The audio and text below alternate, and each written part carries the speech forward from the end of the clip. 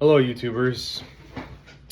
Thanks for following my channel and everything that I have to offer, which I feel like it's pretty much next to null these days for viewers.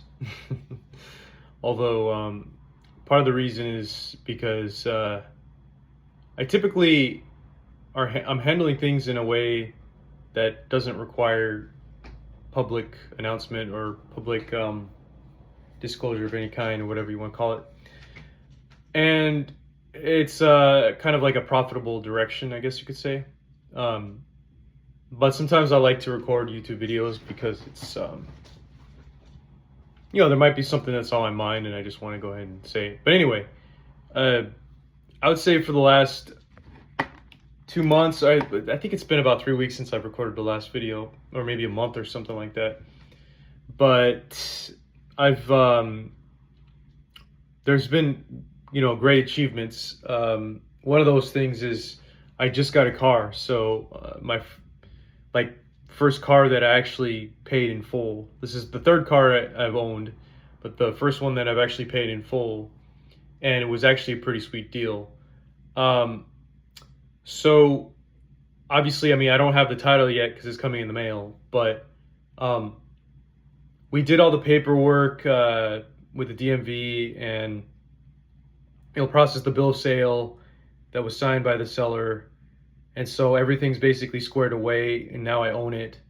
The deal was a 2020 Kia Rio for $7,500, and then I paid about $800 in addition to that for taxes and registration and so on, title fees and stuff like that. So that was actually a pretty good deal. I mean, it's like, $8,300 or so, maybe a little more than that, because it was actually more like 850 or 860, those fees. But that's a pretty good deal for a car like that. It has 25,000 miles, well, 24,500, and basically, as far as I know from the Carfax and stuff, there's only one owner, and it was basically, it looks like it might have just been stored somewhere, or maybe used as like a backup if somebody had like 5 cars or something. I have no idea, but and I know that maybe there might be methods for reversing the odometer reading. I guess it's kind of unlikely. I talked to an expert on this, and he basically said that there's no way to do that these days. It's just not going to happen. Although maybe somebody in the comment section may want to say otherwise. That's just my understanding, and maybe I'm just being naive. But anyway, so I got that. It's squared away.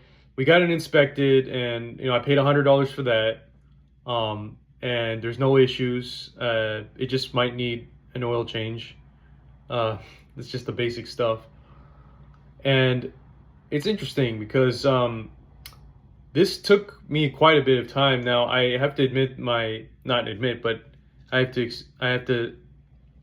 have to congratulate or highlight my girlfriend, who's Melissa. She ended up helping me with the search because I'm otherwise busy or doing other things like for work or whatever, doing other things like management wise, you could say, life management wise, as well. So it's or just anything else. I mean, I want to say that I feel like I've been lazy lately, but I don't think I really have been lazy, because if you look at my track record on things I'm doing, it's not really laziness. It's just, I guess, laziness in the sense of mindset. I don't really know how to explain it, but yeah, I don't think I've been really lazy per se, but yeah, I mean, like, it really helped out a lot. I mean, she was always on it with the Facebook Market, and we had to have looked at like 15, 20 cars before choosing this one, and it was just not a good deal every time we saw it. And I did pay whenever it seemed like a good deal. I would go ahead and hire a car mechanic to inspect it, and then they would find something wrong with it. I'm like, oh yeah, this is bad. Like something that you might have been able to catch, but maybe I didn't, like a slip in the transmission. Like, that's something that's pretty obvious. So It can be obvious depending upon who you talk to. I just don't really know to necessarily look for that, but I look for everything else. You know, it's like how it feels pretty much. It's kind of hard for me to figure out what's going on with numbers, like how it accelerates or what the you know what the different dials mean necessarily. Like tachymeter, I didn't know anything about that until he explained it, the inspector. So, and then I guess the same thing with ODB2 monitors. If I plug that in, I may not understand the codes. So I never bought one, but maybe I will in the future. But it's kind of interesting because this car is MSRP. The value of it is $15,000. So we pretty much got a 50% cut on that, and I was able to afford it basically, you know, just barely. So that I'm just so ecstatic, and I'm so excited to continue to ride with that vehicle. And for once in my life, I probably appreciate having a car more than I ever have in my entire life up to this point. Because, for example, in the last 2 months, I was also in a good way. If I had to do an errand and it was close by within 5 miles, I would literally run to wherever I needed to go. Sometimes I would take the bus, but if it was close enough, I would actually run because, like, I'm a runner now, you know. So, and since I'm not doing the renovations, I'm more focused on fitness and health and stuff like that. So I've been doing a lot of running lately, and I ran my first half marathon, got 8th place. It could have gone a little bit better if I had the right shoe. I know this sounds like an excuse, but if I had the right shoes and I trained a little bit more, and what else could have gone right? And then also, if I had more of a competitive mindset at the time. I was like, while I was running, I was talking to people. I don't know why I did that, but you know, 8th place is really good. I mean, I thought I was gonna get like 20th place or something, but that's I finished the 13 miles in 2 hours 3 minutes. I think the pace was like 7 minutes and 40 seconds or something. But we were doing up. It was an incline for the most part. It was a lot of inclines, so that's why kind of like I could have done it probably in 1 hour and 30 minutes. But there was just so many, if it was more flat. And I felt really tired, and I actually injured myself here on my palm, and it's all healed up now, but it was bleeding like crazy. It was intense. But yeah, I posted it on YouTube, some photos and stuff like that, but yeah, it's not really that big of a deal, I guess, to some people. But yeah, I mean, those two things in and of themselves are a big deal to me. I mean, to be able to run the whole marathon successfully with a half marathon, 13 miles, and then to be able to get a car that was such a good deal, you know, $7,500 for that, to a 5-year-old car, you know, $7,500 for that's not bad. I mean, and then especially with a really low mileage like that, I wasn't gonna get for the Kia Rios or the Kias, I wasn't going to get anything under, I mean, over 100,000. I learned, although it's like I'm kind of trusting mechanics, what they're telling me. Maybe they have a hidden motive, but I think he's kind of right in the sense that if he was basically saying if it's over 100K, good luck. Like, you just don't know what's going to happen with it. But under 100K, you can sort of you can rely on, it's highly reliable. He said it was considered a rental or something like that, or he would make it a good rental car.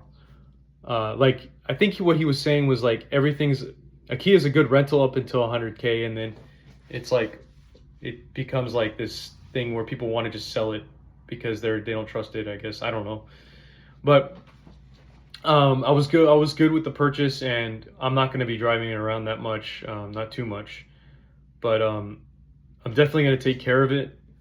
And compared to last time, I mean, I just got a dash cam that I'm going to install sooner than later, and I guess I just need a T connector for the back camera. But this time I'm getting minimum liability insurance, and that's only going to be $130 a month or $140 a month. That's not bad at all for me. I mean, because I have a point on my record, or else it'd be a lot less. And he even told me, the insurance guy said, this can be less if you wanted to, but we would just cover you for 10, 30, and 10 or whatever instead of 100, 300, and 100 or something for, bodily injuries, and then like covering like for the case of more than 2 deaths or something like that. Don't quote me. And then the case of like 1 death or whatever, and then maybe just injury. I don't know. There's just like 3 different numbers, but let's just say that by paying $50 more every month, you're getting like 10 times more coverage. And based off of this last experience where people were trying to get what they could, and then they saying like they're injured and stuff, and I mean, it's weird. Even in the last 4 months, 5 months, they're still reaching out saying that they're trying to sue you and stuff. And obviously they're not going to sue me. They're going to sue the insurance company, but that they're coming after me. And they're like, if anybody comes to your house, and then they tell me what to do, whether I should ignore it or actually sign the papers or get prepared to have a deposition or something.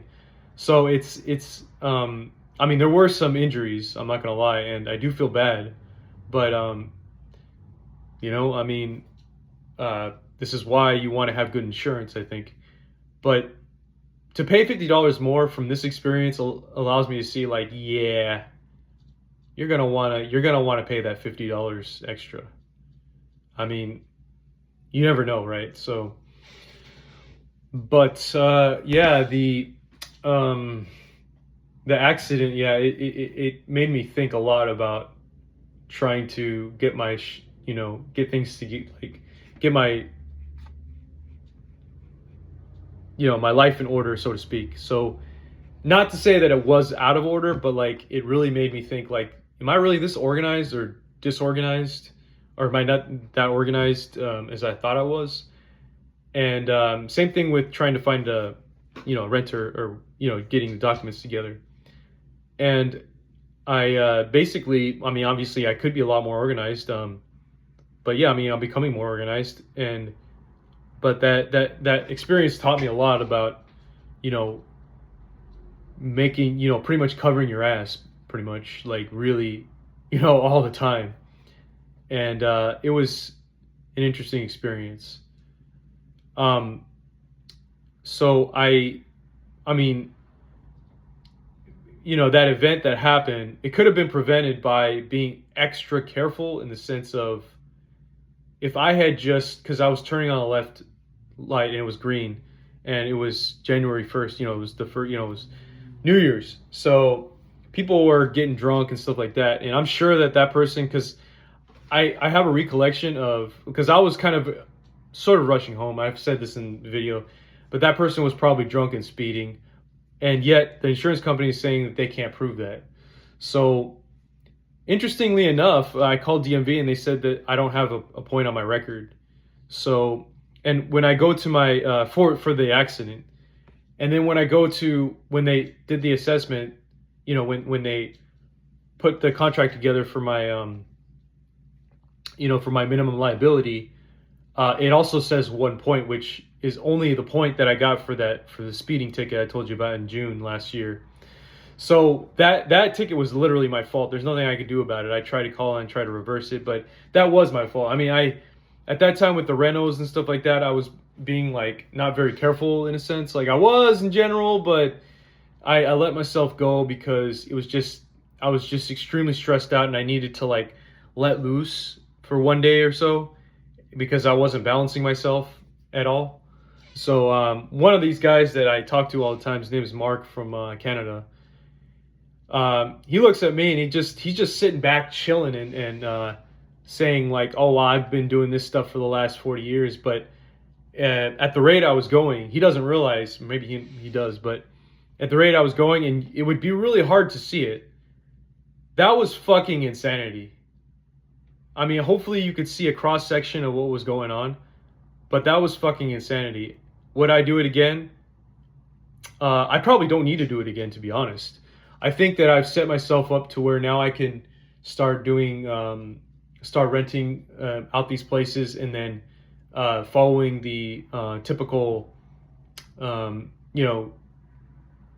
like good deal protocols, inspecting of the good deals online, and making sure that that you're getting a good deal for. It might take a while for whatever rental property you're trying to get, and then try to also hack it as well, because um, obviously that aspect of trying to have good budgeting for a new rental property you're interested in didn't go as smooth for this place. So obviously part of the process was to renovate, but then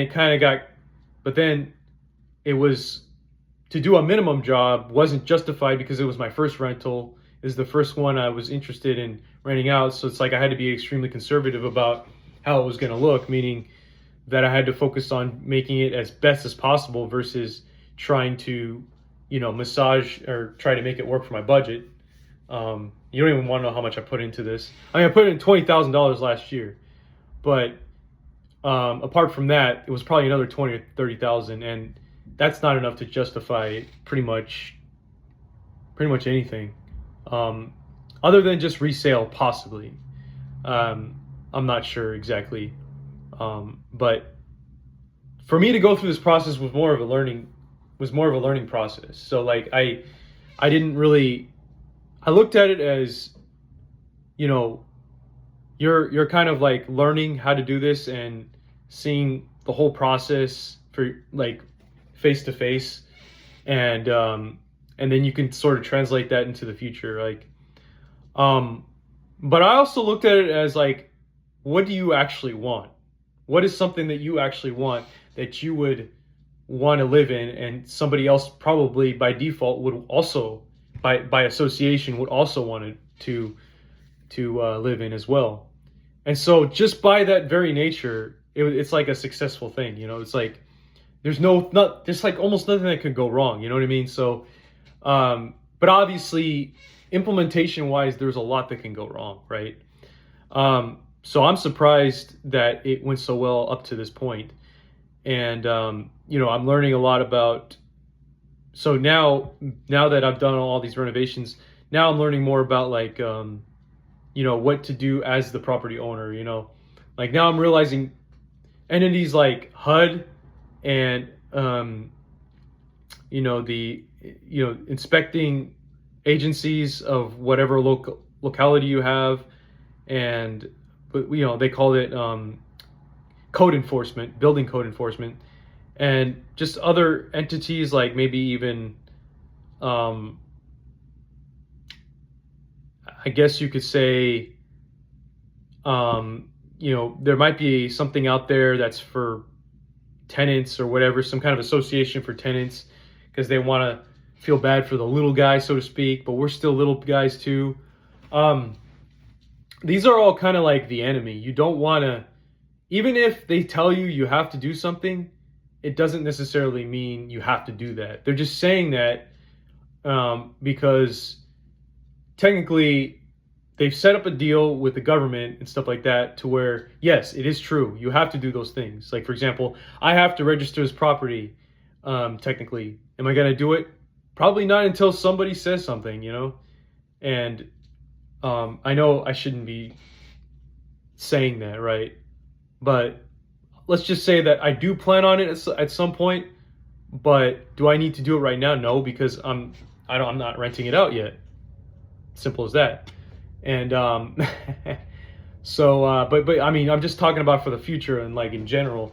Like I'm learning that even if you don't, because a lot of landlords are not going to participate in these programs. And for example, in order for you to get past all these inspections, you have to do the stupidest bullshit in the world just to pass these things. For example, I saw a video saying that they don't pass a house just if the door is like left like after closing it, it's left like a small space in to where you have to push it in order for it to kind of lock into its lock, or to engage into its lock. That's currently happening with my door, and it's a smudge, just a smudge, like a smudge of a gap that's left when you try to close it, to where you have to push it in and then lock it, which I mean, that wasn't always the case. I mean, it wasn't always like that. That it took about a year and a half for that to happen. But let me tell you something. That's an easy fix. Why I haven't fixed it yet? Well, maybe it's just because I'm a slumlord, right? No, no, no, no, no, no. It's just because it doesn't bother me. Um, I mean, there's just so many little things that can bother you, and why would you? It's like if you just work with it, you know, that's the least of your concern. You should be more concerned about like exposed wires or like, I don't know, just a big mess or like a hole in the wall or something where it just looks, not just looks bad, but it can also, and also a pest infestation. All those things are all concerns. But something like this, there's nothing that needs to really be done. And yet you have these inspectors that will say, you need to redo this stuff just because you gotta, just because we're code enforcement and you gotta do what you gotta do. And so this is the reason why a lot of landlords don't want to participate in this bullshit stuff, this bureaucratic process. So so I'm starting to learn that there's a lot of enemies, and you have to be careful of dealing with that, because we know, 99% of landlords know what's the right thing to do. The 1%, which a lot of them are 1% that belong in this neighborhood, sadly, but they do worse. Obviously, like the guy upstairs. I'm not going to say who it is, but there's a landlord here, and I'm not going to say who it is. Like I said, owns a unit, and I was telling him about how we get roaches sometimes, and he's like, well, if you call the pest control, they're not going to do anything but spray. But guess what? That was a year ago. That was a year and a half ago. And guess what? Now that I got service, we're not seeing roaches at all. It took about maybe 6 months for that to happen, but basically I don't see anything like every single day. And I might be saying that out of bias, but now that the treatment has been ongoing for 6 months and I've been paying every month, I'm not seeing a damn thing. So I'm doing what's right. I know I'm doing what's right. And you could see that when you come over, it feels nice to be here now. So I'm doing what's right. But code enforcement wants to make it a huge fucking deal if there's a small little fucking gap that doesn't close and yet on a door, or like they'll if they see that you go against the code, because in some building code or whatever, even though everything is done right, they'll be like, hey, this is wrong. Just like the outlet, right? I have an outlet at the right at the half wall.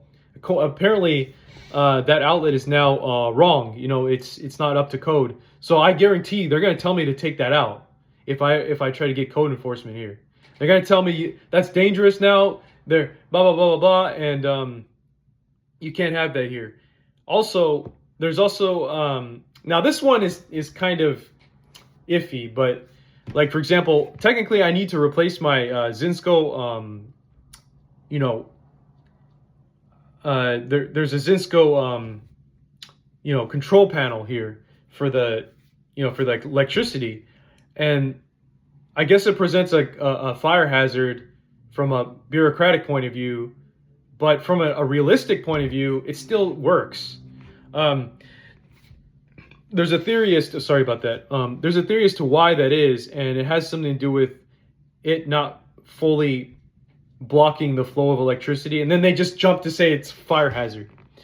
But see, in my experience, I've had that control panel trip during my renovations, and it's worked just fine. Did it cause a fire? No, it just tripped.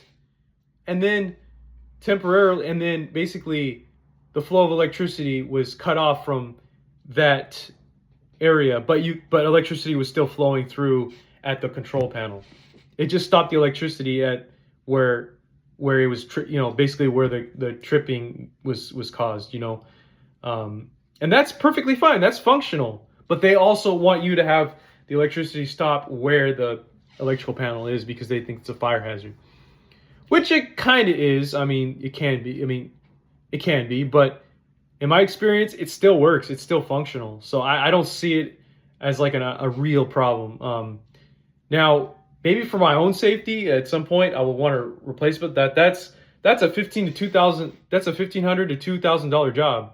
And if I did it myself, it's just gonna be a lot of work, and like I'm not in the renovation mode anymore and stuff like that. So I would rather pay someone to do it. I know it seems like it might be easy, but there's so many wires you got to count for all these little things, and making sure that you do it right. And it's a whole 1 or 2 or 3 day project for me.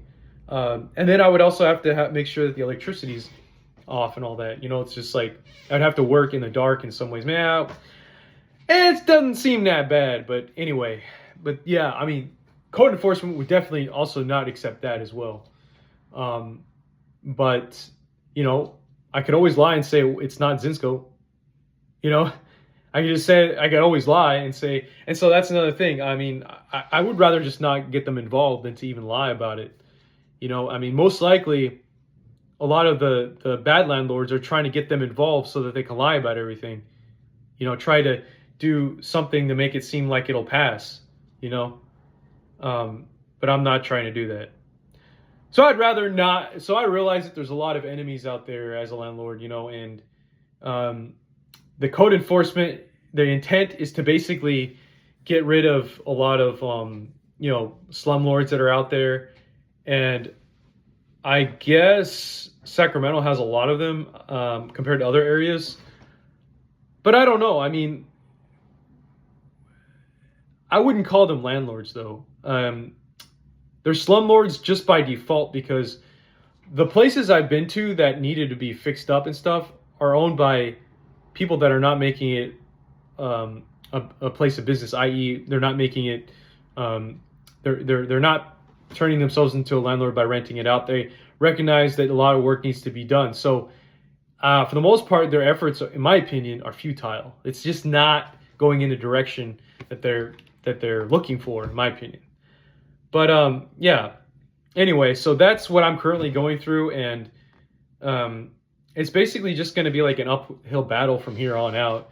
If I ever get complaints, that's the other thing too is I'm realizing is that a lot of the stuff has to do with knowing your rights and understanding constitutional rights, understanding, you know, what you can do as or the power that you have as an individual in with property rights and or with a property and stuff like that. So, and just general things like, so for example, if the code enforcement wants to come by, I would just use the Fourth Amendment. I think it's the Fourth Amendment, and say, you know, do you have a warrant? Okay, then I'm not letting you in.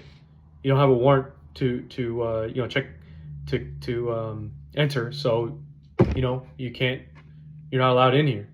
So there's just like, I know it sounds very basic, but honestly, I don't really know I'll be honest, I don't really know my constitutional rights so well. I skipped out on political science because I didn't think it mattered. So I never paid attention to any of that. And I always saw my dad and I thought like, he's just trying to be political. And I'm like, fuck being like that, you know? But actually that's the way you're supposed to be. I mean, you, at minimum, you know?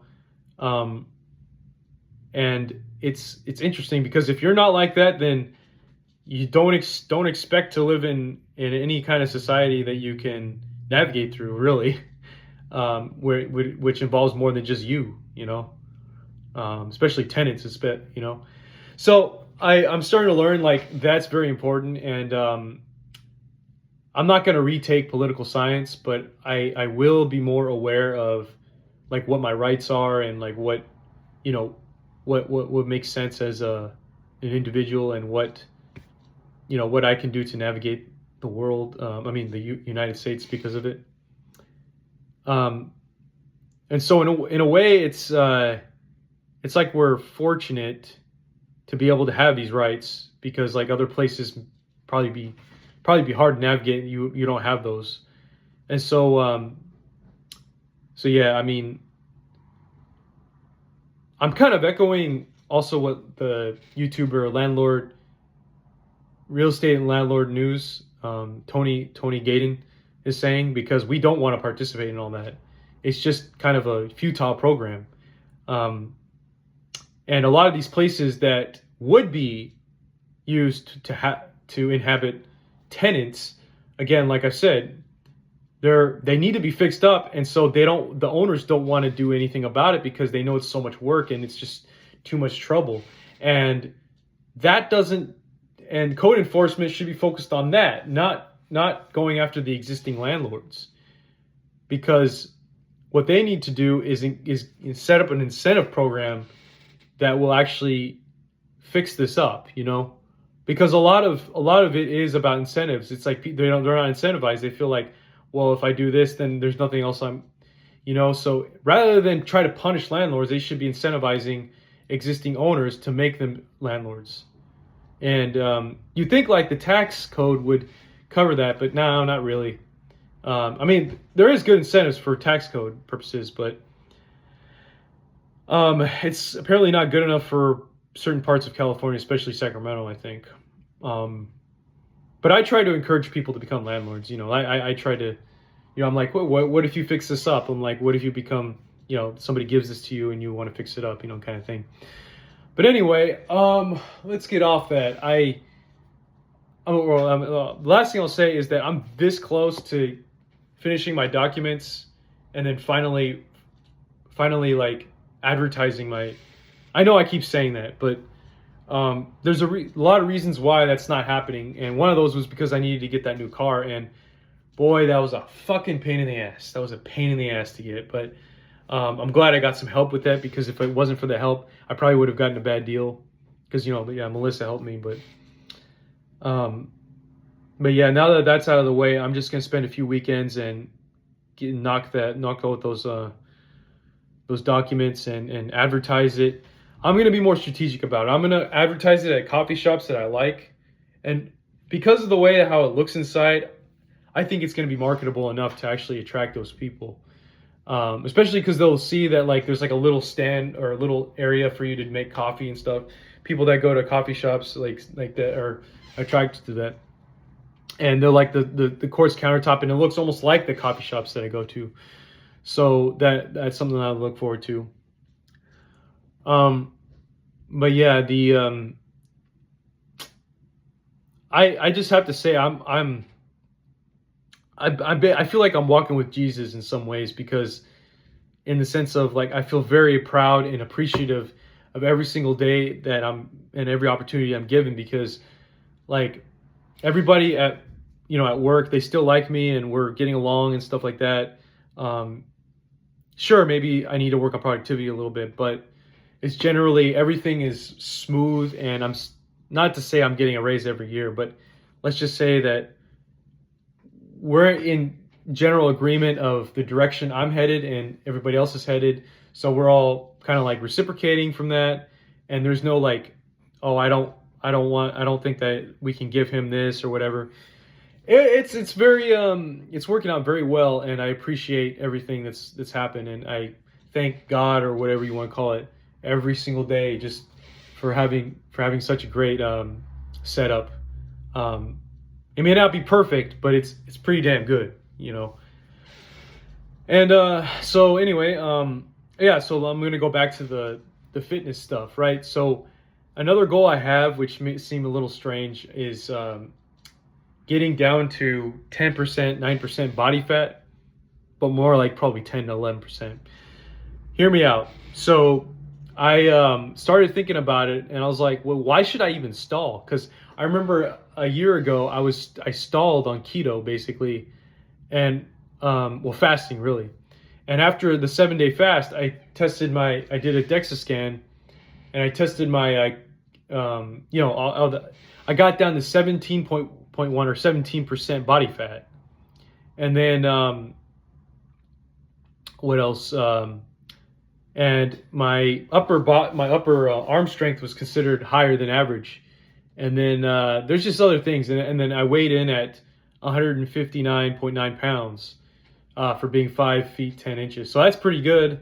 And so at that point I was like, well, I'm good. Why should I do any more fasting or anything like that? But if I'm being honest, I think that was just a temporary thing. I think that I just started kind of going back on the high fat diet, the keto diet, and I went back up to 20 to 21% body fat, which is not bad. I mean, it's much better than being obese, right? I mean, I'm not saying that I should care that much. But what I am saying is like it would be a great achievement if I can get down to 10% because that's kind of where I wanted to be when I was younger. You know, like the ultimate goal when I started realizing like why is this guy calling me fat and all this stuff. I didn't see it at the time. I didn't know that there was a number you can attach to it. But 10% seems to be where I wanted to be from the day one. You know, I mean, obviously everybody wants to be at a low percentage, but 10% seems to be pretty good for me. Um, Now 15% even would be good, but 10% in particular, I think it's like, you know, it's like you might want to be 10% once and then hover around 13, 14, maybe 12%. Um, Maybe 15% if depends on your goal. But I mean, it depends on how you look at yourself and stuff like that, or I don't know, whatever. But 10% body fat is I don't know if that's sustainable. Like if once I get there, I can sustain it forever. But um, there's a lot of theories as to why I basically okay. So getting back to the whole DEXA scan, right? About a year later, I didn't do a DEXA scan because I was so involved with the renovations and stuff like that. And I knew I was kind of getting fatter, but and I was like, I'm not even really keeping track of what's going on. I'm doing keto, but kind of dirty, but kind of not dirty. And I'm like, sometimes I'm fast, sometimes I don't. And a lot of times I wasn't fasting. And so I would basically, like right now, I'm one day fasted, but I basically just kind of was just eating, you know, quad burgers from In-N-Out, you know, and all these cheeses and stuff like that. Keto stuff, somewhat dirty keto, and then clean keto sometimes. And I noticed I was getting a little thicker. And then when I was with my brother, I was like, he's taking these photos, and I'm like, my stomach's kind of protruding out a little bit more than it was just 2 months before that. And I was like, what's going on here? I'm like, well, you're still slender, pretty slender. I'm like, but still, why is that happening? Like, and then I went to my dad's house about 3 months ago, I think. I'm like, dude, I feel freaking bloated and fat. And I'm not saying that I was, but it's just the feeling. And it was like a 21, 22% body fat feeling. And I'm not saying like I would feel that way now if I went down to 10%, but I think that I think that in a sense, I was getting higher than I ever wanted to be, you know? So, you know, this right now, I feel like I'm in an acceptable position. I just did a DEXA scan and I'm at 17.8%. So basically 18% body fat. And that's pretty good. I mean, so far, like, I'm not gonna lie. I mean, sometimes, especially under good lighting, you know, I take my shirt off. I'm like, dang, I can see some protruding abs, but they're not like, you know, that's not always the case. You know what I mean? So you know, yeah. I mean, I have been working on my abs quite more at the gym, but and so like I'll tell you more about that. But yeah, I can see my abs at certain times, especially if I fast for one day and then I take creatine. If I take creatine, I can see it.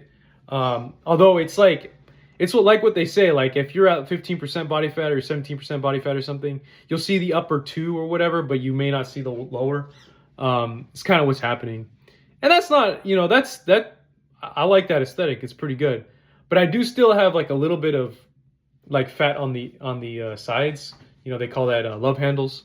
And I definitely have a little bit of belly fat. So it's like, that's the hardest thing to lose. You know, that's where the 17% mainly lies. You know, I don't even have that much visceral fat.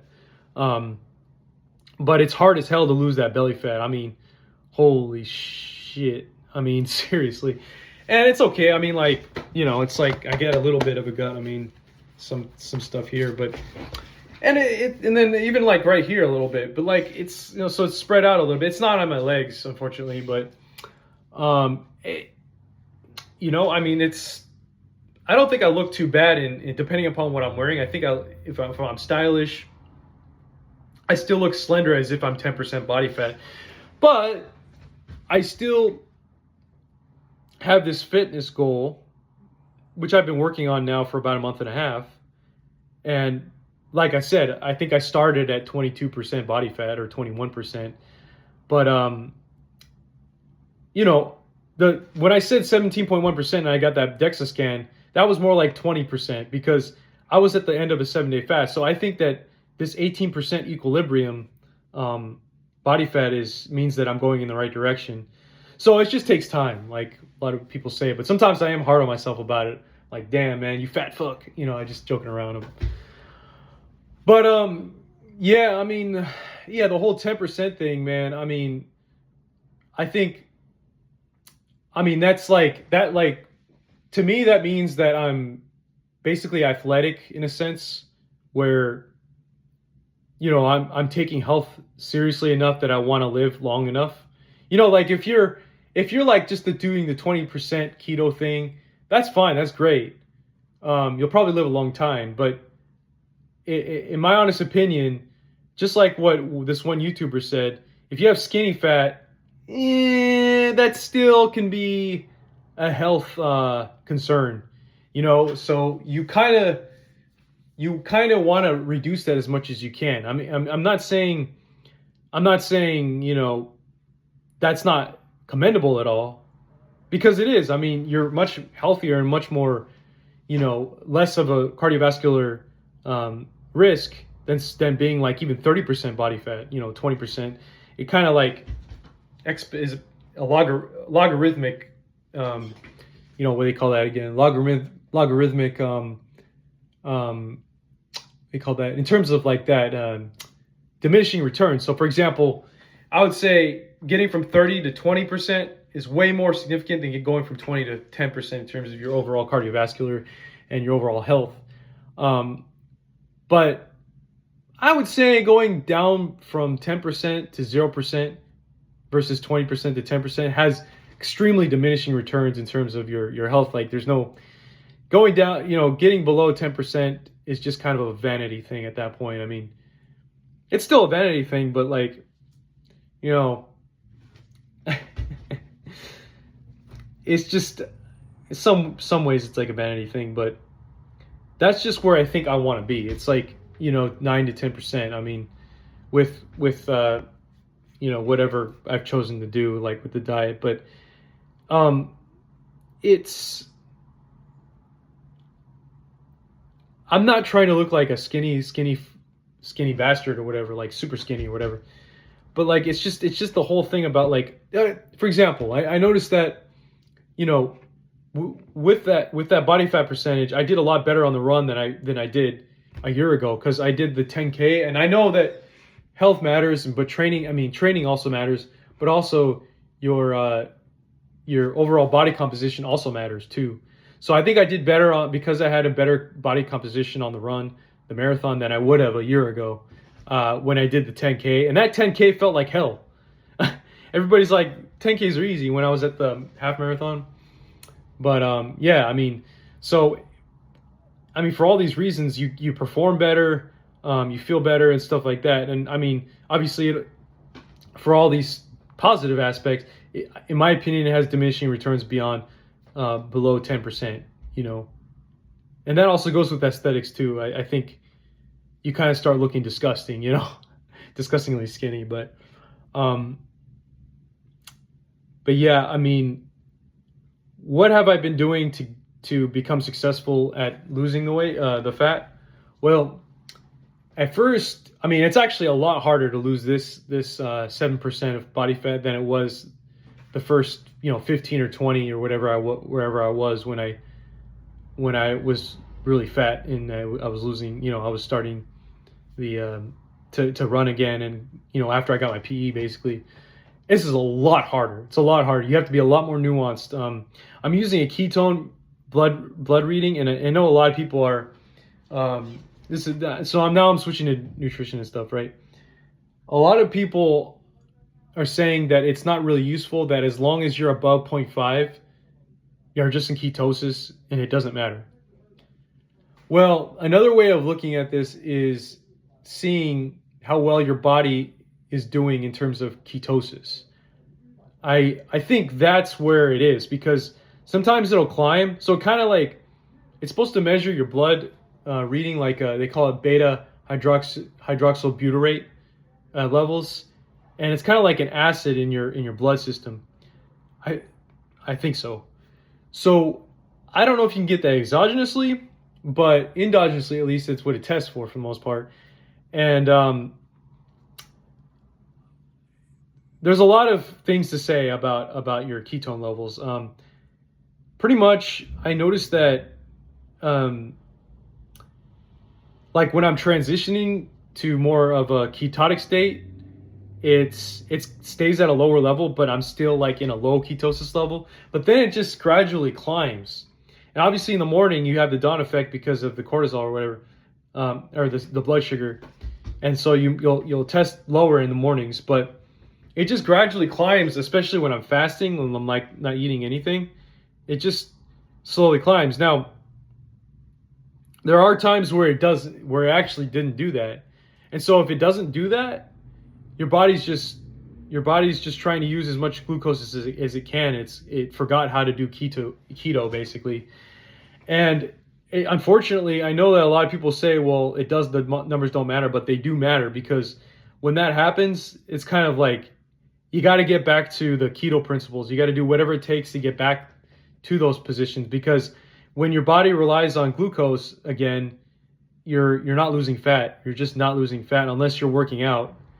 And so this is why it's so important to test your blood ketone levels, because you're being accountable for the things that are happening. So if you notice, like if I notice it's going down, I'm like, well, what did I just eat? Oh, you probably had too much sugar with that yogurt or something, too many carbs or whatever. I don't know.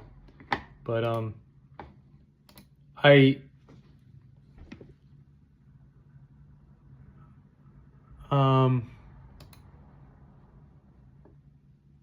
hold on a second. Sorry.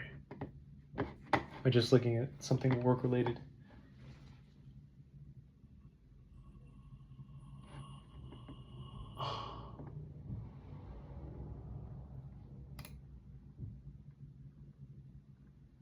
Sorry. I just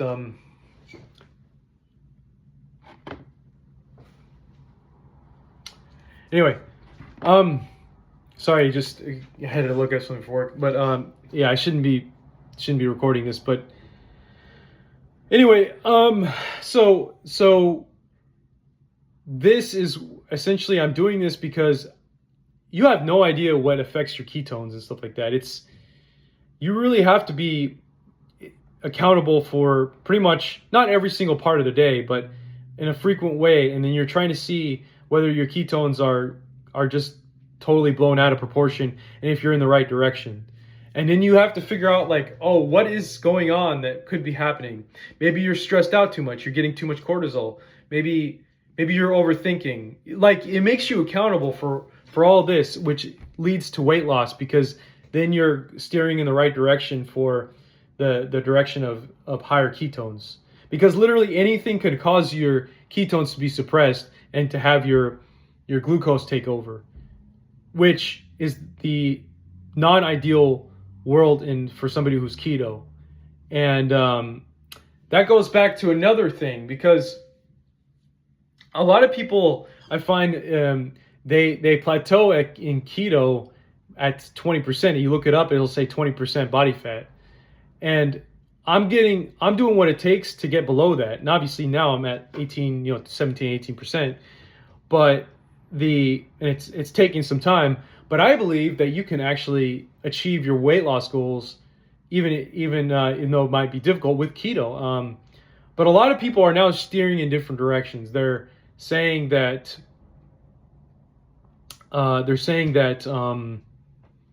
basically they need to stop keto and go on a sugar diet. They think there's this whole thing about sugar diet, and they think that that's what's going to get them shredded right away. And don't get me wrong, I'm sort of using sugar as a tool as well, even though I'm not on the sugar diet. I'm mostly keto, but you see, you have to understand, literally anything can make you into a glycogen dependent person, literally anything. And you can't just say that I'm going to stick to fat and this is what's going to keep me in keto. It's everything.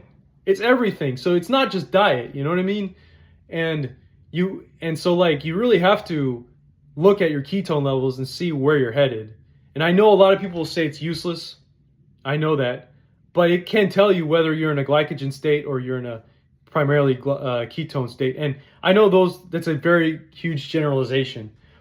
But but there's a lot of elimination that can be done just by checking your ketone levels, your blood ketone levels. Not the one where you pee in, because that's not very reliable. But it's been helping me a lot, and I have to say. And so in a way, I'm kind of doing the sugar diet too, because like, for example, I'll have maybe if I want to expect to do a really good workout, sometimes I'll say, well, I'll get in a low ketone state for now, just as long as I can do this really good workout. And I don't do that very frequently. But the problem with that approach is that it gets really hard for you to get back into a ketone state. So you kind of have to, and then because I'll check my ketone levels and they'll be pretty low for a while. But usually I'll get back into ketosis within 12 hours, so as long as I don't do anything with carbs or sugar after that workout. So usually I'll have like 40 grams of sugar. That includes dates, in a good way. No candy. Candy is just way too high in sugar. I just don't do candy. I'll have dates. I'll have Honey Mamas, something like that. But I mean, during that time, even though Honey Mamas is kind of high in fat, yeah, I mean, I try to use more dates than anything, and then even some protein as well, maybe a little bit higher protein to fuel my my workout. And I tend to do a lot more as if I'm on steroids, And so the sugar diet is useful in that sense, but I personally do not recommend doing that. I mean, if you want to stay keto, that is, because I'm staying keto for the most part. I would not recommend doing that, pulling the sugar diet trigger very often. I mean, I probably, and you have to keep it low sugar, low. You still have to keep it pretty low. No more than, I don't know, 40, 50 grams of sugar, maybe even 100. I mean, if your body can handle that without, and you being able to get back into ketosis within 12 hours, fine. And if you can do exponentially more workouts than compared to 40 or 50 grams, fine. But I'm keeping it at like, I don't know, ideally under 25 grams. So I'll have like half a date, maybe a whole date, which has, I think, 18 grams of sugar. And then a Honey Mama's, sometimes that's 21 grams of sugar for the whole thing. Maybe I'll have a third of it.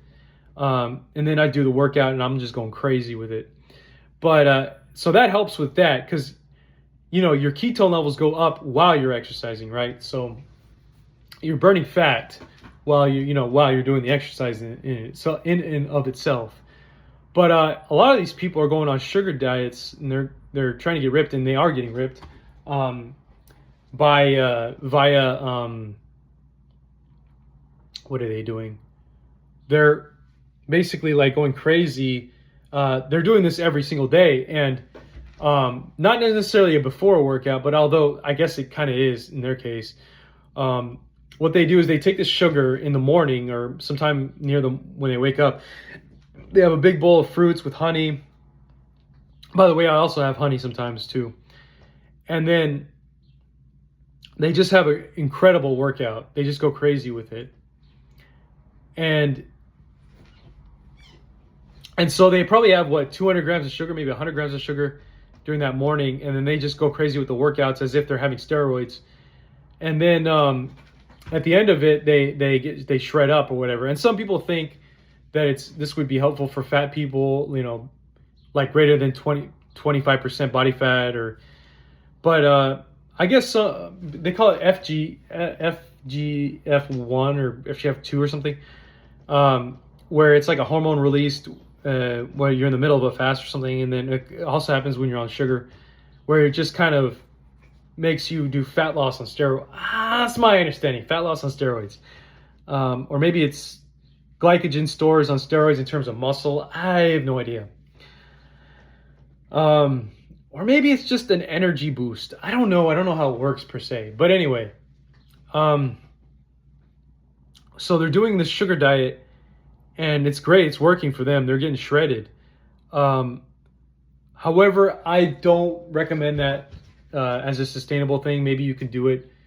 See, I'm not a nutritionist, but maybe if I were to convert 100% to sugar, I'd be able to get down to 10% quickly. But I think it's a risky proposition. I just think it's a risky proposition. I'm not willing to risk doing that because I know you could also get insulin resistance and stuff. And I had that. Remember, I was doing the sugar. I was having 200 grams of sugar a day before I started losing weight, before I converted to keto. So I think it's out for me, but I could see other people using it as a tool. But again, I still kind of use it as a tool. Like I said, I'll have a date, or two, sometimes two, and I'd go for the workout, and it just makes that workout so much better. And I just feel like I'm on steroids. So, I mean, I guess that kind of helps, but then you have to understand too, if you're trying to do keto as well, shaking that off and trying to get back to the ketone production, and monitoring your ketones, it's rough. It's a rough transition. Going back from just even 40 grams of sugar, it's like you got to really, and not spreading it out, of course, like taking it all at once. If you spread it out, it's a little different, but I'm just saying that taking it all at once is like switching back to ketones is hard. So, so there's a balance with everything, I believe, but yeah, so that's been my strategy, and I believe, if I don't get down to 10%, I'll 10% body fat, I can live with it. I mean, I'm not trying to be too hard on myself about anything in particular, because like, I mean, the reality is I'm not really, one could say I'm an athlete because I like to do all these stuff, but I think I sit down too much to consider myself an athlete. I mean, it's just the reality. But it's kind of interesting. I'm interested in things that are like athletes. I mean, I'm taking yerba mate, and now I've recently been putting red palm oil in my coffee, which is funny because I kind of want to show you how I know I'm kind of on a fast, but then I'll just take like a little. I'll show you. And then I'm having ghee now with my coffee instead of butter or instead of cream, heavy cream or whatever. And I'll show you what I do to eat it. I just kind of like, I don't really eat it, but sometimes I like to like dip it. It's disgustingly dip my finger in and just kind of have a small taste, just to like remember how it tastes. And it's got a lot of vitamin E. Some of you might like the taste. I like the taste. I hate to say it, but it kind of gives you like a Reese's peanut butter cup taste without the negative health benefits. But let me show you. So this is what I do. Oh yeah, by the way, I hung up this mirror. I think it looks nice. Hung it up recently. So you can see it's no longer like just going up against the wall like it was. But yeah, I just, sometimes I like to dip my finger in. And so, so yeah, this is the red palm oil. Now, I don't do this all the time. I just kind of do it as a joke. I'm just like, I don't know, I guess, just to get a taste of paradise for me. This is what it looks like. And apparently it actually unclogs your arteries, and I just kind of dip it in sometimes. That red palm oil. Tastes so good. And then sometimes I do the same thing with the ghee. This ghee is much better than the other ghee. I don't know what it is, but there's something about this ghee that's like much better. Fuck, did I get my clothes? Damn it. It's gonna stain my clothes. Damn it. So yeah, this is what it looks like. It's more grainy. Tastes pretty good. Anyways, thanks for watching. Have a good day. And I think my skin looks better too with it's got a lot of vitamin E. They call it triphophanols or something. But yeah, the best source of vitamin E is red palm oil. This one is Velona brand. And now I use it for cooking and stuff like that. So yeah, that's the key. And then I've been using this creamer. It has a little bit of sugar in it, but it doesn't affect my ketone levels. It might affect yours. So I basically use an equivalent of 5 to 10 grams of sugar basically every morning now, even when I'm on a fast. And it doesn't affect my ketone levels. So because I'll take a reading and stuff. So I've been doing that almost every morning. I've been mixing it together with the red palm oil because one reason is because Larry himself does it, and At first, I was using erythritol, but and I'll probably start doing that. I mean, I like to alternate, um, but his secret formula, in my opinion, the secret sauce is or whatever you want to call it, ingredient is red palm oil. I mean, that's everything. I feel like I feel like a beach model now that I have red palm oil, and it also puts me in a good mood. I don't know what it is. Makes me more laughable, you know. So red palm oil is life. Anyways, have a good day.